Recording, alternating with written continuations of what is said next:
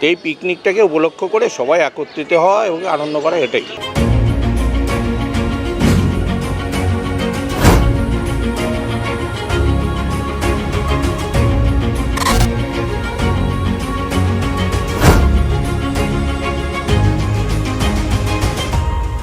শীতকাল মানেই চড়ুইভাতি। বন্ধু বান্ধবী, আত্মীয় স্বজনদের পাশাপাশি বিভিন্ন সংগঠন, অফিসগুলো তাদের কর্মীদের নিয়ে পিকনিকে বাঁধে। তেমনি অন্যদিকে ব্যস্ততম জীবনে পাড়া প্রতিবেশীরা কে কেমন রয়েছে তা এখন আর কেউ খোঁজ নেওয়া সম্ভব হয় না কাজের চাপে।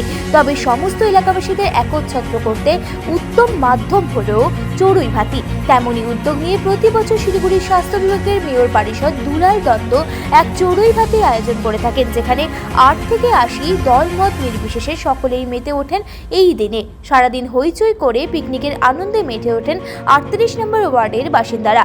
পাশাপাশি একদিনের এই চড়ুইভাতি অনুষ্ঠানে পাড়া প্রতিবেশীদের মধ্যে মিলন ক্ষেত্র হয়ে ওঠে।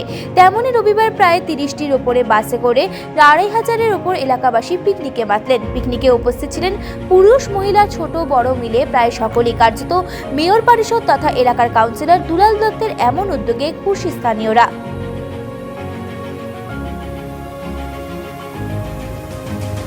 না, দীর্ঘদিন ধরেই আমাদের ওয়ার্ড থেকে পিকনিক যায়। যখন আমরা কাউন্সিলর ছিলাম না আমি, তার আগেও আমরা পিকনিকে গিয়েছি, কিন্তু এখন লোক সংখ্যাটা অনেক বেড়েছে। আর পাড়ার একসঙ্গে এত লোক যাওয়ার মানে একটা মজাই আলাদা। কারণ এমনি তো আলাদাভাবে 100 জন 150 জন 50 জন নিয়ে যাওয়া হয়, কিন্তু সেই যাওয়াটা আর এই যাওয়াটা পাড়ার মানে আমরা তো অনেকেই অনেককে চিনি না। এই যে একসঙ্গে পিকনিকে যাওয়া, সবার সঙ্গে সবার পরিচিতি হওয়া, তখন খাওয়া দাওয়া তো সবাই বাড়িতে করেই। তো এই পিকনিকটাকে উপলক্ষ করে সবাই একত্রিত হওয়া এবং আনন্দ করা এটাই। কতজন যাচ্ছেন পিকনিকে আর কতগুলো বাস রয়েছে? প্রায় 1000-3 মতো লোক আমরা যাচ্ছি। বাস নেওয়া হয়েছে 32টি বড় বাস আছে, তারপরে ছোট 4 চাকা ম্যাটাডোর অনেক আছে।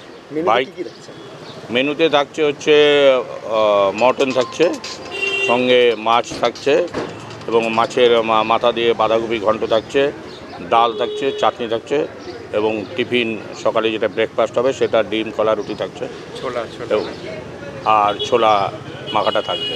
আপনার এই উদ্যোগে 8 থেকে 80 সবাই তো আজকে মারছেন? হ্যাঁ, সবাই যাচ্ছে।